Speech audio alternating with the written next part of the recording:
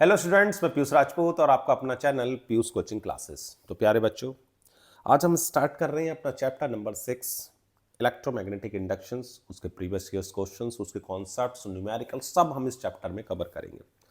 अगर हम बात करें वेटेज की तो देखो बच्चों, वेटेज तो इस चैप्टर का कम है, 4 मार्क्स देता है आपको।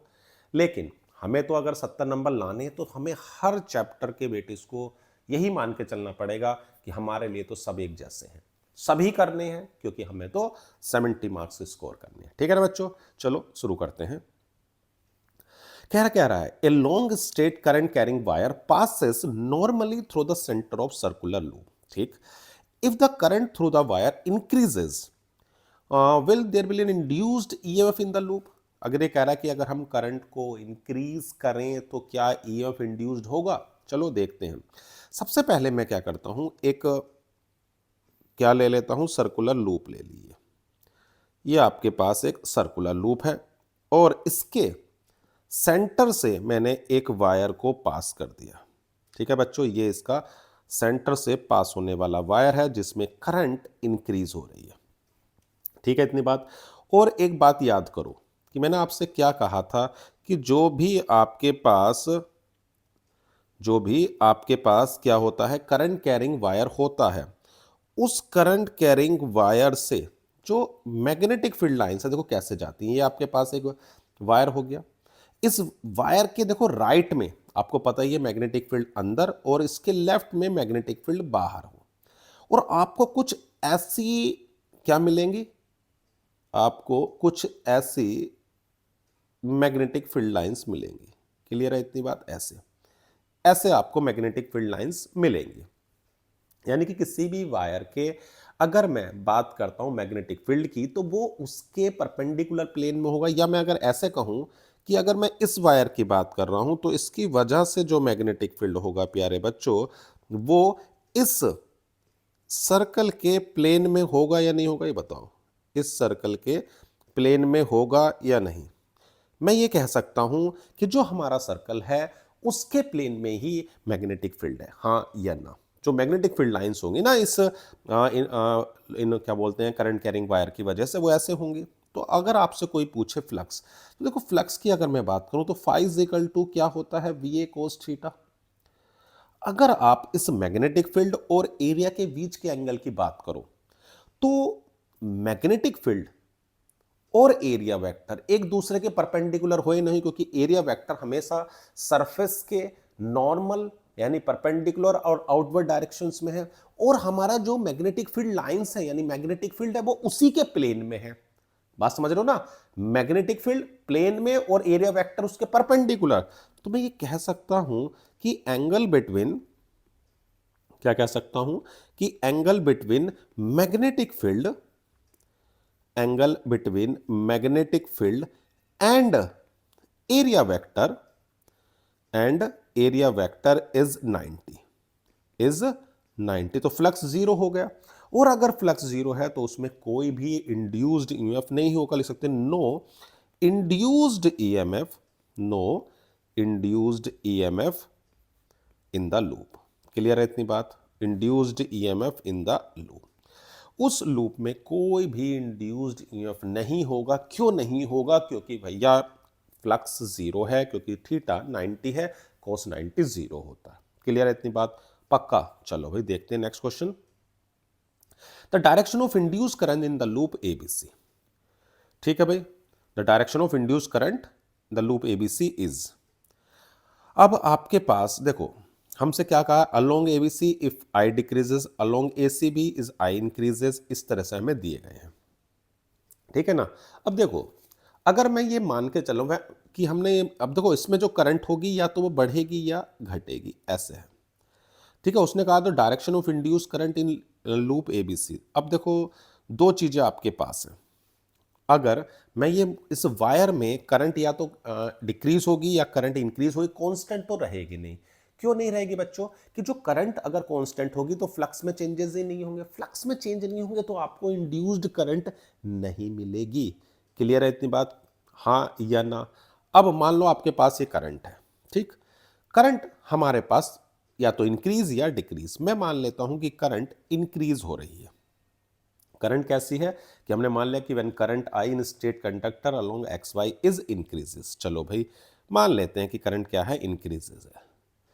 ऑप्शन चेक करते हैं अपने, करंट बढ़ रही है। हमने पढ़ा था किसी भी वायर के राइट में इनवर्ड और लेफ्ट में आउटवर्ड है, तो इसकी वजह से जो मैग्नेटिक फील्ड होगा प्यारे बच्चों वो कैसे होगा, आउटवर्ड होगा।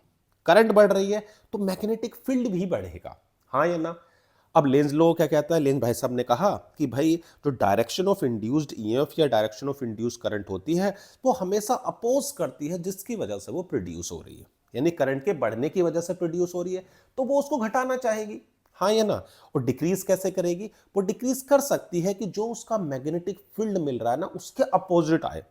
अब सोचो, अब मैं आपसे कहूं कि इसमें ऐसे करंट फ्लो कराओ प्यारे बच्चों कि जो डायरेक्शन ऑफ मैग्नेटिक फील्ड आए ना वो इसके अपोजिट आए, मतलब इनवर्ड आए।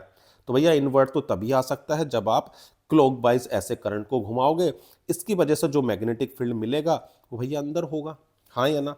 तो अब बात समझ में आ गई कि अगर current along A B C जाती है, अलोंग ए बी सी तभी होगी जब हमारे पास करंट इंक्रीजेज होगी। क्लियर है इतनी बात, कोई दिक्कत तो नहीं, बात समझ में आ रही है। क्या समझ में आई कि अगर हम करंट को इंक्रीज कर रहे हैं तो उसकी वजह से जो मैग्नेटिक फील्ड मिल रहा है वो भी बढ़ेगा, फ्लक्स में चेंजेस होंगे। अब लेंस भाई साहब ने क्या कहा कि जिसकी वजह से प्रोड्यूस हो रहा है उसका अपोज करेगा। अब मैग्नेटिक फील्ड इंक्रीज हो रहा है तो करंट कुछ ऐसे फ्लो होगी प्यारे बच्चों कि वो उस मैग्नेटिक फील्ड को घटाए, घटाए मतलब अगर वो आउटवर्ड है तो इनवर्ड मैग्नेटिक फील्ड दे, और इनवर्ड कब होगा, जब वो क्लॉकवाइज करंट को फ्लो कराए। तो कौन सा ऑप्शन हो गया, तो आप कह सकते हो ऑप्शन नंबर डी। क्लियर है इतनी बात, कोई दिक्कत तो नहीं। चलो भाई क्या कहता है अगला, square shape coil of side 10 centimetre having 100 turns is placed perpendicular to magnetic field which is increasing at the rate of 1 Tesla per second. The induced EMF in the coil. देखो क्या क्या दिया हुआ लिखते हैं। साइड हमारे पास कितनी है, 10 सेंटीमीटर, लिखो 10 सेंटीमीटर, यूनिट का ध्यान रखें, इसे आप मीटर में बदल लें यानी 0.1 metre. Number of turns is 100, ठीक है ना। नंबर ऑफ टर्न्स कितने हैं प्यारे बच्चों, तो भैया 100 लिख दिया। और क्या दिया हुआ है, हमें दिया हुआ है dB ओवर dt, ठीक है भाई, dB ओवर dt दिया हुआ है 1 टेस्ला पर सेकेंड। इंड्यूस्ड EMF मैग्नीट्यूड निकाल रहा हूं मैं, तो magnitude of induced EMF, induced EMF, ठीक है भाई। तो ये फैराडे लॉ से इंड्यूस्ड EMF क्या होता है, देखो आपको याद होगा फैराडे भाई साहब ने क्या कहा था कि अगर आप फ्लक्स में चेंजेस करते हो तो आपको इंड्यूस्ड EMF मिलता है।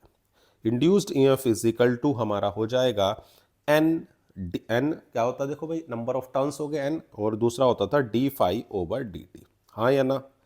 अब आपके पास मैग्नीट्यूड निकालना हूं, आप माइनस देखोगे फॉर्मूले, माइनस सिर्फ लेंस लॉ के लिए है, वो दिखाता है कि वो जिस कॉजेस की वजह से प्रोड्यूस हो रहा है उसका अपोज करता है। फ्लक्स होता है मैग्नेटिक फील्ड इनटू एरिया, हाँ या ना।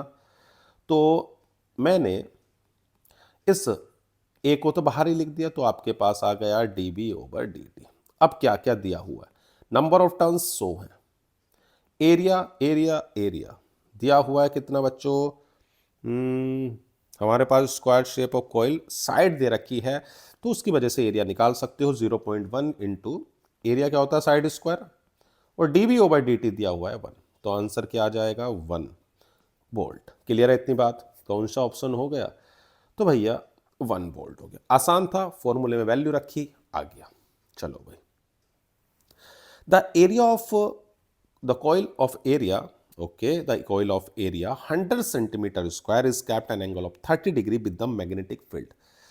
अरे भाई हमको तो एरिया दिया हुआ है कितना, 100 centimetre square, 100 centimetre square 100 into 10 to the power -4 metre square. चलो एरिया आ गया भैया, मैग्नेटिक फील्ड है आपके पास 10 to the power -1 tesla. The magnetic field is reduce to 0 in, ठीक है भाई, टाइम भी दिया हुआ है 10 टू दी पावर -4 सेकेंड।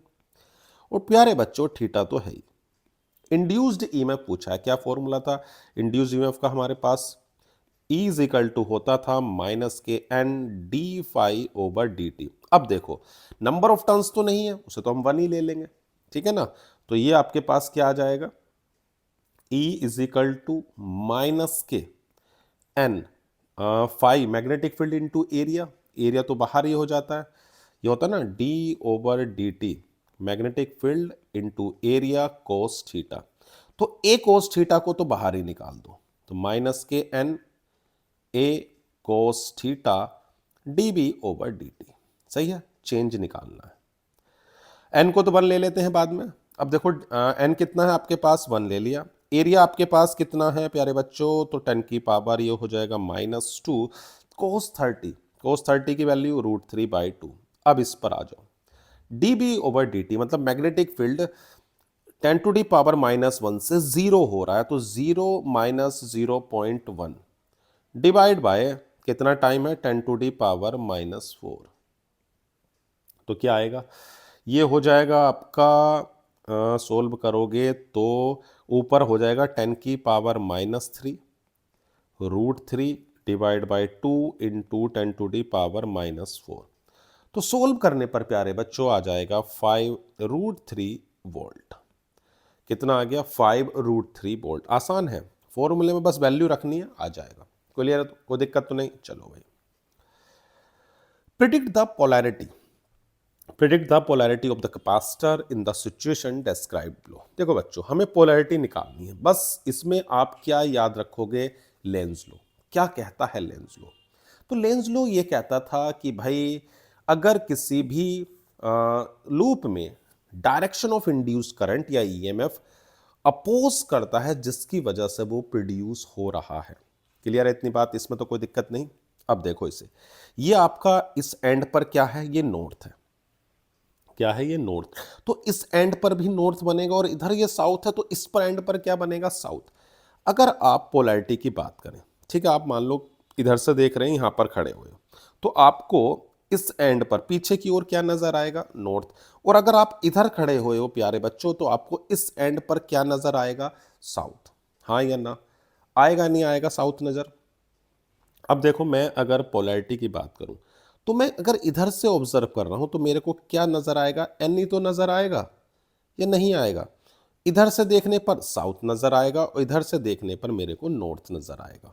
ठीक है ना, और ये आपके पास एक कैपेसिटर भी है, ठीक है ना। तो करंट की डायरेक्शन, अब देखो, अगर नॉर्थ बन रहा है, तो नॉर्थ बनने, देखो मैं दोनों की डायरेक्शंस आपको बता देता हूं। ये दो मैंने आपको लूप दिखा दिए हैं, ठीक है ना। अगर नॉर्थ बनता है प्यारे बच्चों, तो डायरेक्शन ऑफ करंट जो है वो एंटी क्लॉकवाइज होगी, और अगर साउथ बनता है तो डायरेक्शन ऑफ करंट क्लॉकवाइज होगी। ये आपकी क्लॉकवाइज है, और ये आपकी एंटी क्लॉकवाइज है, ठीक। तो अगर आप यहां से ऑब्जर्व, देखो ऑब्जर्व करने पे भी होगा कि आप यहां से ऑब्जर्व कर रहे हो, जब आप इधर से देख रहे हो तो नॉर्थ दिखेगा, नॉर्थ दिखेगा, इसका मतलब जो करंट की डायरेक्शंस होगी वो इधर से देखने पर आपको कुछ ऐसी नजर आएगी। हाँ या ना, तो जो ए होगा वो आपका पॉजिटिव टर्मिनल हो जाएगा with respect to B. Clear है इतनी बात, कोई दिक्कत तो नहीं। जो ए एंड होगा वो आपका पोलर कैसा होगा, पॉजिटिव होगा। तो हम ये कह सकते हैं कि पोलैरिटी ऑफ कि polarity polarity A will be polarity A will be positive with respect to with respect to with respect to plate B। ठीक है भाई, एक प्लेट के रेस्पेक्ट में दूसरी प्लेट को मैंने बता दिया, कोई दिक्कत तो नहीं इसमें। क्लियर है इतनी बात, चलो भाई आगे बढ़ें। A bar magnet is moved in the direction indicated the arrow between the two coils PQ and CD. Predict the direction of induced current in each coil। देखो बच्चों, अगर आप ध्यान से देखो, क्या कह रहा था लेंज लो, कि जो भी आपके पास इंड्यूस करंट की डायरेक्शन होगी वो अपोज करेगी जिनकी वजह से, जिन कॉजेस की वजह से वो प्रोड्यूस हो रही है। अब देखो, ये जो है ये बार मैग्नेट इधर जा रही है, तो क्या होगा, ये मना करेगा कि भाई साहब मत जाओ, और इसके पास आ रही है तो ये मना करेगा। तो ये क्या है, नॉर्थ, तो ये अपने इस एंड पर साउथ बना लेगा, और ये साउथ है तो भी ये देखो, ये इसके पास आ रही है, ये क्या कर रही है, इसके पास आ रही है। जब ये इसके पास आएगी तो देखो ये वाला, देखो इन दोनों के बीच में तो अट्रैक्शन, देखो आपसे, आप कोई जा रहा है तो आप उसको कैसे रोकोगे, बाय अट्रैक्शन, और कोई पास आ रहा तो कैसे भगाओगे, बाय रिपल्शन। तो ये इस एंड पर तो साउथ बना लेगा और इस एंड पर ये क्या बना लेगा, यहां पर रिपल्शन के लिए साउथ। ठीक है, यहां भी साउथ हो गया और अपना ये साउथ हो गया। अब करंट की डायरेक्शन की बात करते हैं। देखो, अगर मैं यहां साउथ बनाऊं, थोड़ा सा इसको पोल को मैं ऐसे बड़ा करके दिखा देता हूं। चलो भाई, इसको हटा के दोबारा बना लेते हैं। तो ये आपके पास ऐसे है।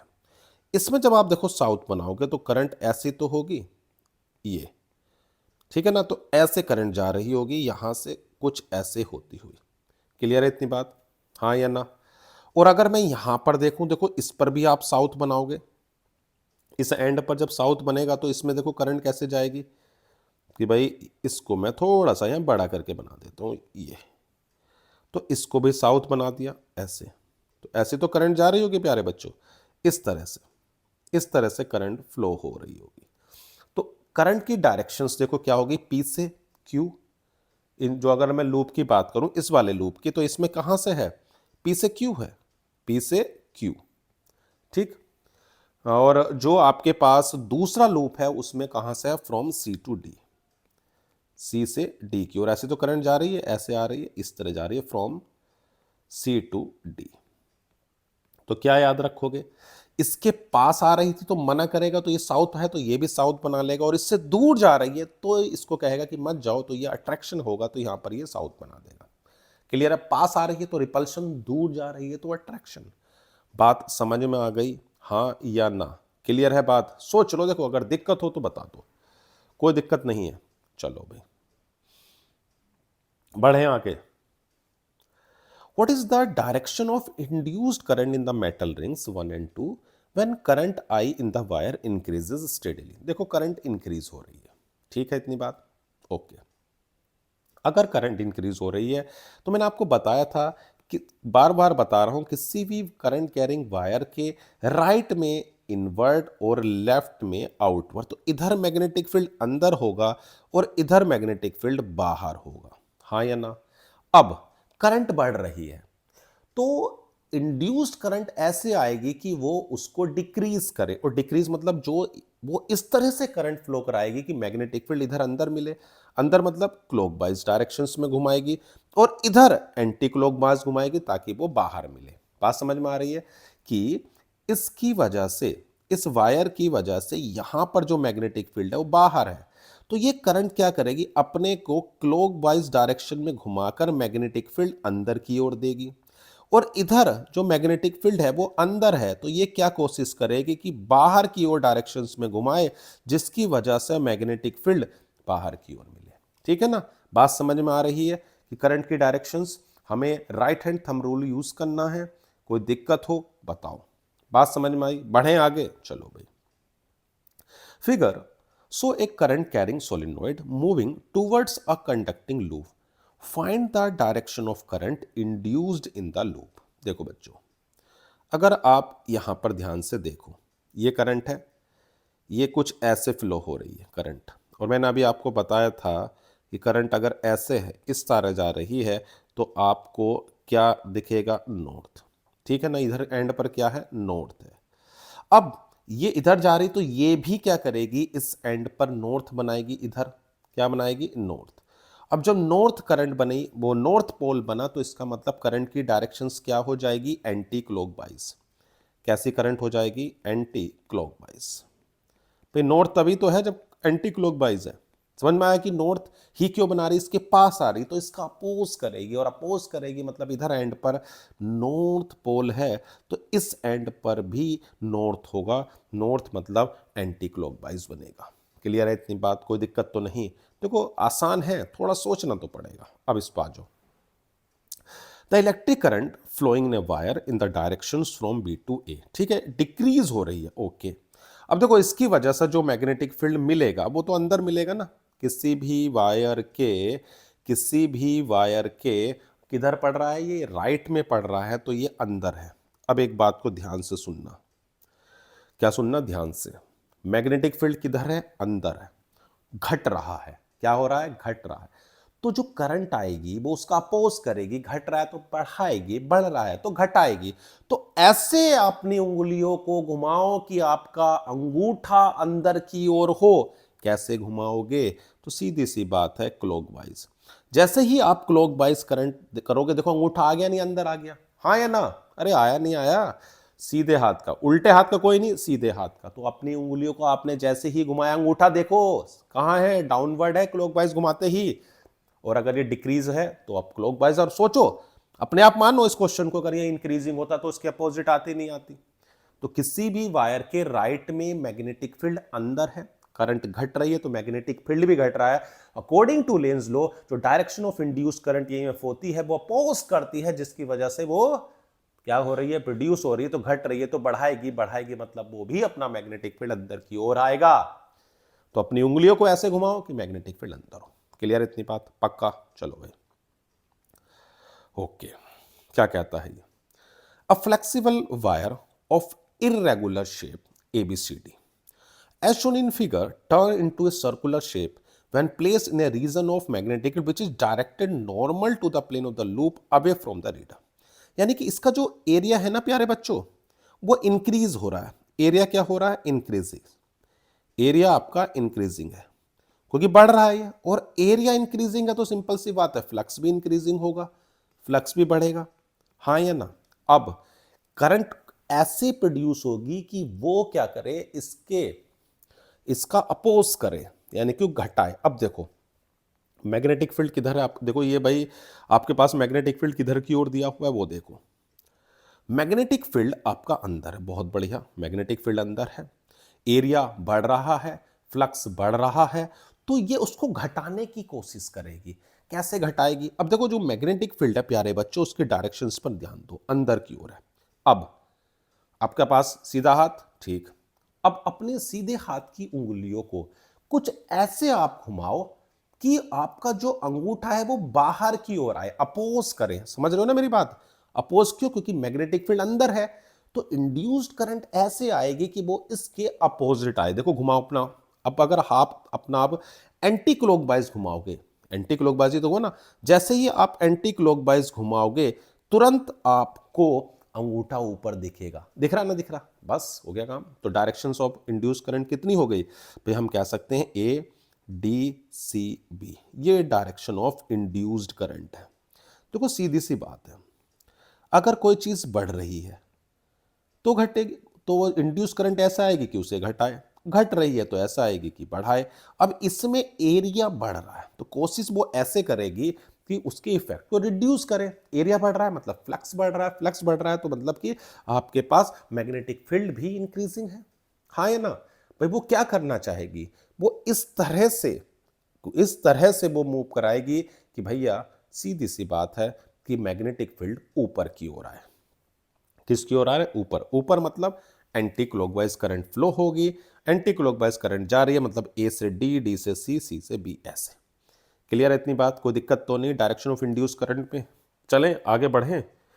चलो भाई, two identical circular disc, one of copper, ठीक, another of aluminium, are rotated about their geometrical axis with same angular speed in the same magnetic field acting perpendicular to the planes।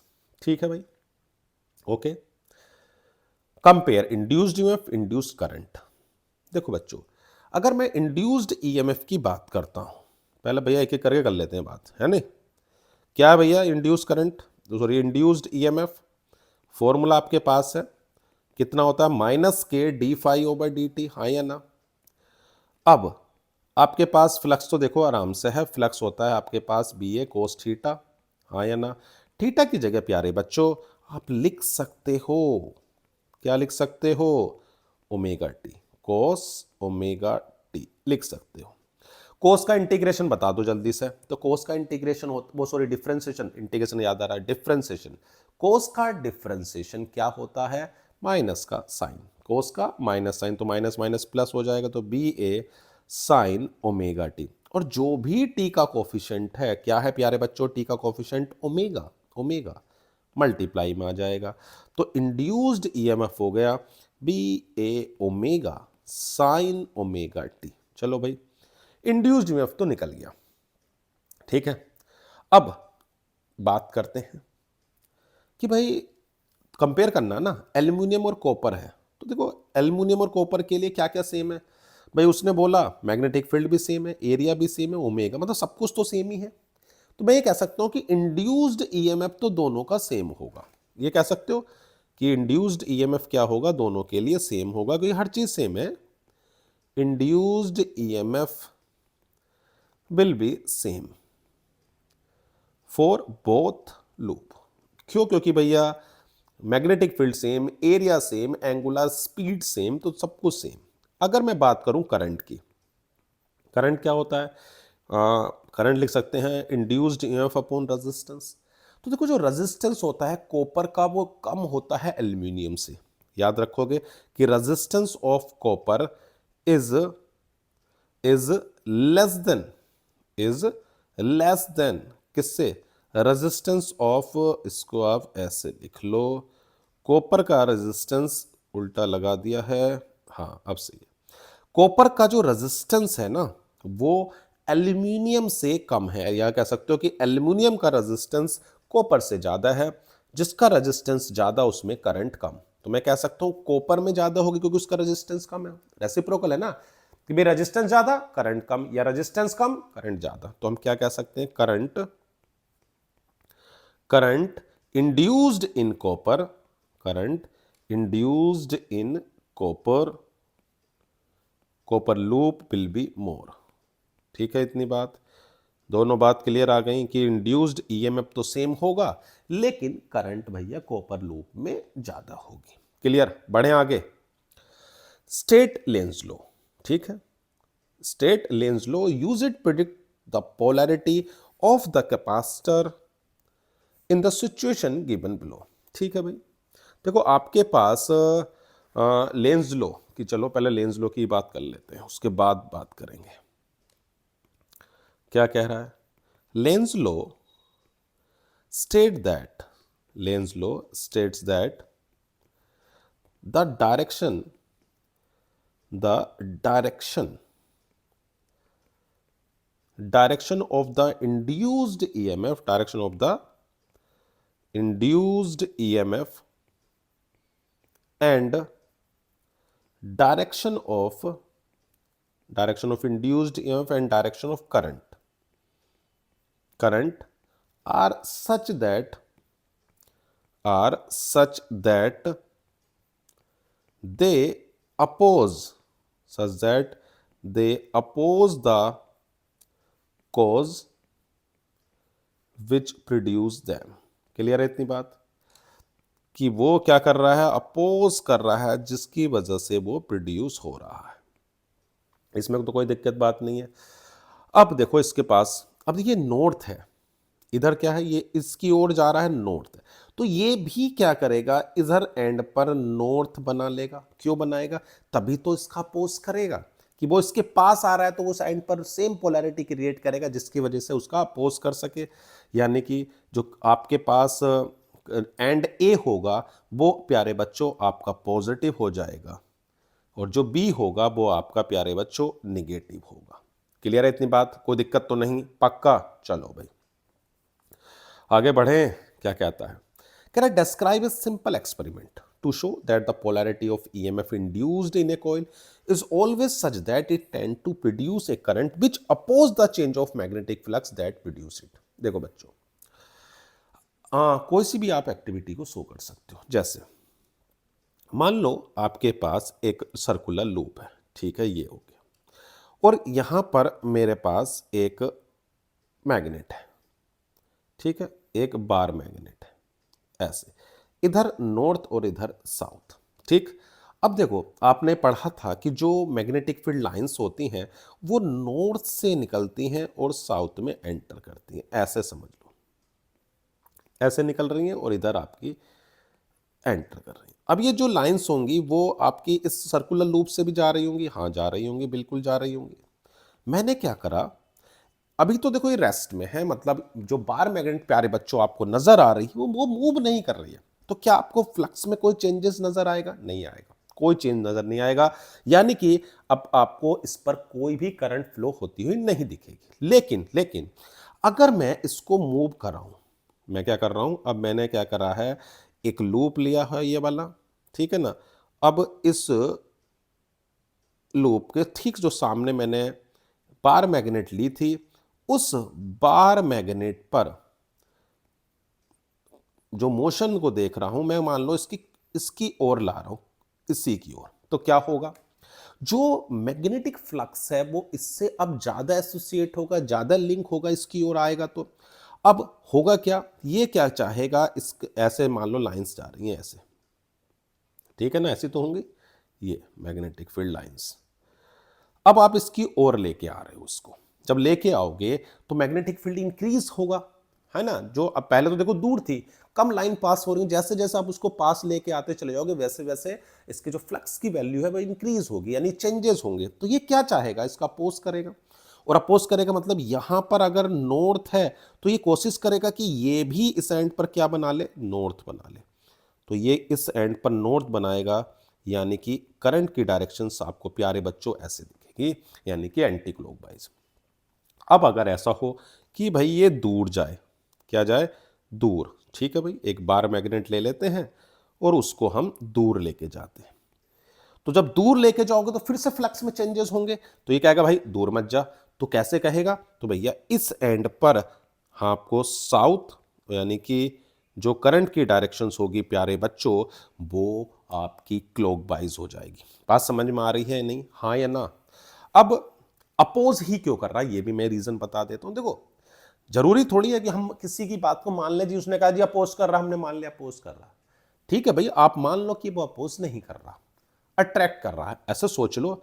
अब खुद सोचो, आपने ये मान लिया कि भाई वो अट्रैक्ट कर रहा है, चलो मैं वो भी समझा देता हूं।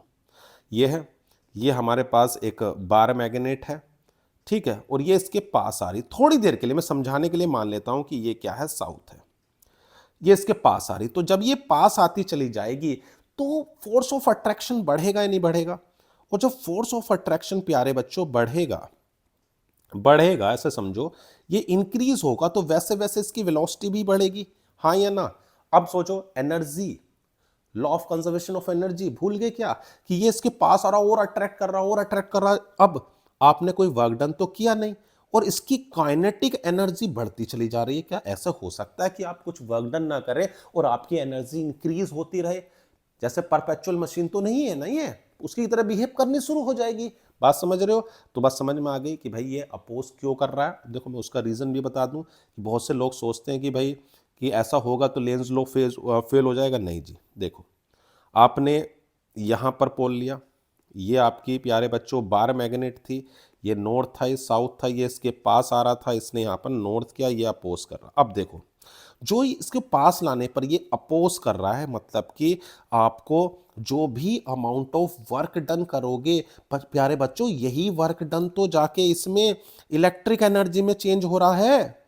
जो आपने वर्क डन किया वही वर्क डन तो इसमें इलेक्ट्रिक फॉर्म में आया। बात समझ में आ रही है ना। अगर वो अट्रैक्ट करता तो उसकी काइनेटिक एनर्जी बढ़ती, कोई वर्क डन नहीं और एनर्जी बढ़ गई, ऐसा हो नहीं सकता। अब आप उसके पास ला रहे हो तो वो उसका अपोज कर रहा है, अपोज कर रहा है, यानी कि जो भी आपने अमाउंट ऑफ वर्क डन किया वही प्यारे बच्चों वर्क डन आपको इलेक्ट्रिक एनर्जी की फॉर्म में मिला। बात समझ में आ गई मेरी, कोई दिक्कत वाली बात तो नहीं है, पक्का देख लो, ठीक है ना। तो ये आपके पास हो गया, उसने पूछा सिंपल एक्टिविटीज, वो मैंने आपको बता दी। बढ़े आगे, चलो भाई क्या कहता है अगला। A conducting rod of length L, ठीक है, is kept parallel to a uniform magnetic field, it is moved it is moved along the it is moved along the magnetic field with velocity v. What is the value what is the value of the हमसे पूछा what is the value of EMF induced. ठीक है बच्चों, अभी कर लेते हैं इसको। हमसे पूछा गया है कि भाई अगर कंडक्टिंग रोड क्या सी है प्यारे बच्चों, लेंथ एल है, देखो ध्यान दो डायरेक्शन पर, parallel to a uniform magnetic field, parallel, ठीक है ना, यानी कि आपके पास जो लेंथ है, जो मैग्नेटिक फील्ड है और जो वेलोसिटी है, वो तीनों के तीनों सेम डायरेक्शन में आ गए। Length, magnetic field and velocity are in से are all in same direction, सभी एक ही डायरेक्शन में तो हैं, आर इन सेम डायरेक्शन। अगर भैया एक ही डायरेक्शंस में आ रहे हैं, इसका मतलब कोई भी फ्लक्स में चेंजेस आपको नजर नहीं आएंगे, यानी कि इंड्यूस्ड ईएमएफ प्यारे बच्चों जीरो होगा। क्लियर है इतनी बात कि उसने बोल दिया ना कि मैग्नेटिक फील्ड और वेलोसिटी दोनों के दोनों एक ही डायरेक्शंस में आपको दिख रहे हैं। अब मैग्नेटिक फील्ड, वेलोसिटी और लेंथ सब एक ही डायरेक्शंस में है, तो मतलब इंड्यूस्ड ईएमएफ जीरो होगा, फ्लक्स में कोई चेंज होगा ही नहीं। क्लियर है इतनी बात, पक्का, कोई दिक्कत तो नहीं है। बढ़ें आगे, अगला क्या कहता है, a metallic rod P Q of length L is rotated with an angular velocity omega.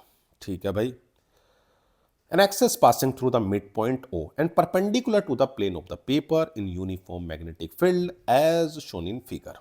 ठीक है भाई, what is the potential difference developed between the two ends of the road। देखो बच्चों, आपको दिया हुआ है, तो ये जो रोड आपको दी हुई है, ऐसे समझ लो ये रोड है, ठीक, ये इसका सेंटर है, और मैं यहां से x डिस्टेंस पर जाकर एक बहुत छोटा सा एलिमेंट ले रहा हूं, छोटा सा एलिमेंट ये dx का। ठीक है ना, आपको इंड्यूस्ड ईएमएफ का फॉर्मूला तो याद ही है, क्या होता था इंड्यूस्ड ईएमएफ। देखो, अगर मैं इस छोटे से एलिमेंट की वजह से, देखो पहले मैं चलो आपको एक थोड़ा सा मोशनल ईएमएफ के बारे में बताता हूं, फिर आगे बढ़ूंगा। चलो बता देता हूं इस क्वेश्चन के साथ क्या होता है। ऐसे सोचो कि आपके पास एक यूनिफॉर्म मैग्नेटिक फील्ड है। ठीक है प्यारे बच्चों, यूनिफॉर्म मैग्नेटिक फील्ड है। फिलहाल मैंने उस मैग्नेटिक फील्ड को क्या लिया है, इनवर्ड। ठीक है, और मैंने एक क्या ले ली है, एक कंडक्टर ले लिया है, और ये इसको मैं यूनिफॉर्म मैग्नेटिक फील्ड में मूव करा रहा हूं प्यारे बच्चों, और इसकी लेंथ है एल, यूनिफॉर्म वेलोसिटी वी से। ठीक है ना, अब देखो कंडक्टर है तो सीधी सी बात है उस पर इलेक्ट्रॉन तो होंगे। अब ये जो इलेक्ट्रॉन है, आप याद करो चौथे चैप्टर मैंने आपको बताया, तो जैसे ही कोई चार्ज पार्टिकल आपको लगे यूनिफॉर्म मैग्नेटिक फील्ड में मूव कर रहा, तुरंत एक फोर्स दिमाग में लाओ, F equal to q v B sine theta. Theta तो देखो फिलहाल 90 है तो मैं रखूंगा, तो साइन 90 तो 1 हो जाएगा, तो फोर्स कितना आ गया, F equal to q v B. कुछ याद आ रहा है, हाँ या ना। अब फोर्स लगेगा किधर, डायरेक्शन की बात करते हो, याद करो, याद करो, उंगलियों को मैग्नेटिक फील्ड में रखो, वेलोसिटी को आप देख रहे हो, अंगूठा जो आपकी डायरेक्ट अंगूठा है वो वेलोसिटी का, उंगलियों को मैग्नेटिक फील्ड, अंगूठे को वेलोसिटी, जो हथेली है वो प्यारे बच्चों फोर्स दिखाएगी, यानी कि निगेटिव है, इलेक्ट्रॉन है, तो इस पर जो फोर्स लगेगा वो नीचे की ओर लगेगा, मैग्नेटिक फोर्स। तो ये जो इलेक्ट्रॉन्स होंगे ना प्यारे बच्चों, वो आपको देखो अब कैसे, बिल्कुल एक एक स्टेप्स को समझो, एक एक स्टेप को, ऐसे नहीं कि भाई आप रटो, नहीं, बिल्कुल मजेदार। तो ये आपके पास क्या था, कंडक्टर था, और आपने इस कंडक्टर पर देखा तो इलेक्ट्रॉन पर फोर्स नीचे लगा तो यहां आने लगे, तो इलेक्ट्रॉन का एक्यूमुलेशन आपको कहां दिखाई देगा, नीचे एंड पर। तो भैया ऊपर वाले एंड पर प्यारे बच्चों आपको क्या पोलैरिटी नजर आएगी, पॉजिटिव। क्लियर है इतनी बात, ऊपर वाला एंड पॉजिटिव बनने लगेगा, और इसका जो नीचे वाला एंड है प्यारे बच्चों वो निगेटिव, क्योंकि इलेक्ट्रॉन पर जो फोर्स लग रहा है वो नीचे की ओर लग रहा है। लेकिन जैसे ही नीचे की ओर फोर्स लग रहा है वो तो हो गया मैग्नेटिक, लेकिन एक इलेक्ट्रोस्टैटिक फोर्स भी तो होगा, वो किधर लगेगा, ऊपर की ओर। तो इस चार्ज का एक्यूमुलेशन प्यारे बच्चों तब तक चलता रहेगा जब तक ये दोनों फोर्स बराबर नहीं होते। समझ में आई बात, क्या हुआ, एक समझो ऐसे कि भाई यूनिफॉर्म मैग्नेटिक फील्ड है, आपने कंडक्टर को लिया, उस कंडक्टर को मूव कराया, जैसे ही मूव कराने गए उस पर एक मैग्नेटिक फोर्स लगा, वो मैग्नेटिक फोर्स किधर की ओर है, डाउनवर्ड है, तो नीचे ले आ रहा है, तो नीचे का एंड निगेटिव, तो ऊपर का एंड पॉजिटिव बन रहा है। ऐसे धीरे धीरे नीचे इलेक्ट्रॉन, ऊपर पॉजिटिव, नीचे इलेक्ट्रॉन, ऐसे पॉजिटिव होता चला जाएगा, कब तक, जब तक कि दोनों के फोर्स बराबर ना हो जाए। जैसे ही फोर्स बराबर हो, चार्ज का एक्यूमुलेशन बंद हो जाएगा। ठीक है भाई, दोनों के फोर्स को इक्वल रखते हैं। ठीक है, तो Q E electrostatics force, magnetic force, Q से क्यू चला गया तो इलेक्ट्रिक फील्ड आ गया। तो पोटेंशियल डिफरेंस, पोटेंशियल डिफरेंस क्या होता है, इलेक्ट्रिक फील्ड इनटू लेंथ। तो भैया इलेक्ट्रिक फील्ड की वैल्यू रख दी तो ये आ गया BBL। तो क्या याद रखो कि जैसे ही कोई कंडक्टर नजर आए और भैया यूनिफॉर्म मैग्नेटिक फील्ड में मूव करे, तुरंत पोटेंशियल डिफरेंस बना दो VBL, हाँ या ना, पक्का। तो अब देखो ये रोड है, तो इस पर भी कैसी होगा कि जो आपका बाहर वाला हिस्सा है वो तो हो जाएगा आपका क्या, निगेटिव, और अंदर वाला हिस्सा पॉजिटिव। तो अगर मैं इंड्यूस्ड ईएमएफ लिखता हूं, छोटा सा इंड्यूस्ड ईएमएफ छोटे से एलिमेंट पर, हाँ या ना, पहला लिख देते हैं भैया। तो induced EMF on the element, on the element dx, बहुत छोटा सा एलिमेंट, छुटका सा एलिमेंट है, तो छुटका सा आपका ईएमएफ होगा, फॉर्मूला भी लिख दिया है, bb dx। ठीक है, आपने एक फॉर्मूला भी पढ़ा होगा प्यारे बच्चों, लीनियर और एंगुलर वेलोसिटी का relation v is equal to r omega, हाँ या ना, पढ़ा है ना, पक्का देख लो, झूठ मत बोलो। तो v is equal to r omega, r मतलब x, तो x ओमेगा हो गया। अब इंटीग्रेशन करेंगे, देखो इंटीग्रेशन में लिमिट, लिमिट का जो इधर का हिस्सा है प्यारे बच्चों, ये प्लस का L/2 होगा, इतना तो L/2 है, तो अगर टोटल लेंथ L है, और ये वाला हिस्सा भी L/2 होगा, तो आप सेंटर से इधर जा रहे हो तो ये प्लस और इधर आपका हो गया माइनस। तो जो लिमिट होगी ना प्यारे बच्चों, वो कितनी हो जाएगी, देखो वो आपकी लिमिट हो जाएगी माइनस के L/2 से प्लस के L/2, हाँ या ना। हमारे पास हो गया है ये, अब सिंपल सा इंटीग्रेशन है, x का इंटीग्रेशन हो गया x²/2। क्लियर इतनी बात, कितना आ गया x²/2। लिमिट कहां से, माइनस के L/2 और ये हो गई प्लस के L/2, रख दो, तो b ओमेगा L²/4, 2 को बाहर निकाल दिया, माइनस L²/4, तो ये कैंसिल हो गया, तो आपके पास कितना आ गया, तो आपका इंड्यूस्ड ईएमएफ प्यारे बच्चों हो गया 0। कितना हो गया, 0। क्लियर है इतनी बात, कोई दिक्कत तो नहीं है, बता दो कोई दिक्कत हो। तो हमारे पास इंड्यूस्ड ईएमएफ आ गया 0। चलें आगे, चलो भाई। Plot a graph showing the variation of induced EMF with the rate of change of current flowing through a coil. Induced EMF is equal to minus K D phi over D T. Clear है इतनी बात, E is equal to minus K D phi over D T. अगर मैं graph बनाता हूं, तो देखो simple सी बात है ग्राफ की, तो आपको इतना सिखाया हुआ है ग्राफ कि एक तरफ वाई एक्सेस पर आपने E को लिया है, और किसके बीच में बनाना है हमें, करंट। चलो भाई करंट की भी बात कर लेते हैं, हमसे करंट का पूछा है तो एक फॉर्मूला और आपको याद होगा, देखो फाई इज इक्वल टू आप क्या लिख सकते हो, फाई इज इक्वल टू आप, चलो एक आपके पास फॉर्मूला था, फाई इज इक्वल टू आप एल आई लिख लो, कोई दिक्कत नहीं है, ये भी चल जाएगा। तो ई इज इक्वल टू मैं लिख सकता हूँ minus K L d I over D t, ऐसे भी लिख सकते हो आप। इज इक्वल टू होता minus K D phi over D t, phi की जगह लिख दिया एल आई, तो ये आ गया। अब देखो हमें जो मतलब है वो किससे है, Y is equal to M X plus C. जो स्लोप है ना प्यारे बच्चों वो निगेटिव है, और जो इंटरसेप्ट है वो जीरो है। अगर इंटरसेप्ट जीरो हो, क्योंकि हमें तो एक तरफ D I over D T को लेना है, rate of change in current, slope negative और इंटरसेप्ट पॉजिटिव, तो जो ग्राफ होगा प्यारे बच्चों कुछ ऐसी स्ट्रेट लाइन आपको जाती हुई दिखाई देगी। क्लियर है इतनी बात, हाँ या ना। देख लो इंड्यूस्ड ईएमएफ को वाई एक्सिस पर रखा, rate of change in current को एक्स एक्सिस पर रखा, स्लोप नेगेटिव है, कोई इंटरसेप्ट नहीं है, इसका मतलब ओरिजिन से ग्राफ पास करेगा। कोई दिक्कत हो तो बता दो, बढ़े आगे, चलो भाई देखते हैं next question. A horizontal conducting rod 10 meter long extending from east to west falling with a speed of 5 meter per second at right angles to the horizontal component of earth magnetic field. Okay. Find the instantaneous value of EMF induced in the rod. देखो भाई आपके पास induced EMF, हमारे पास induced EMF होता है BBL sin theta, ये हमारे पास induced EMF है। Clear है, क्या क्या गिवन है, मैग्नेटिक फील्ड बताओ, 0.3 इंटू 10⁻⁻⁴, हाँ या ना, ये भी दिया हुआ है। और भैया स्पीड, स्पीड भी है हमारे पास 5 मीटर पर second. Okay, length of the road भी है भैया 10 मीटर, ठीक। और क्या दिया हुआ है, हॉरिजॉन्टल कंपोनेंट राइट एंगल से, यानी थीटा की वैल्यू 90 है, चलो इसकी भी कोई दिक्कत नहीं है। ओके, तो इंड्यूस्ड ईएमएफ मैग्नेटिक फील्ड कितना प्यारे बच्चों, 0.3 इंटू 10⁻⁻⁴, बहुत बढ़िया। ओके ओके, हमारे पास और मैग्नेटिक, ठीक है भाई, इसकी वैल्यू 10 है, लेंथ हो गई, वेलोसिटी हो गई 5 और साइन 90 की वैल्यू 1। तो ये कितना आएगा, ये आ जाएगा आपके पास 1.5 इंटू 10⁻³ वोल्ट। आ गया नहीं आ गया इंड्यूस ईएमएफ, कोई दिक्कत तो नहीं है? पक्का। देखो इंड्यूस ईएमएफ का फॉर्मूला तुरंत दिमाग में आए, is equal to VBL. Clear, इतनी बात निकल गया। सीधा फॉर्मूला लगाया, वैल्यू को रखा। एक चीज का और ध्यान रखना, यूनिट का, सब ऐसा यूनिट हो, एक जैसी ही यूनिट को यूज करो। क्लियर है? पढ़ते हैं, चलो भाई देखते हैं अगला क्वेश्चन।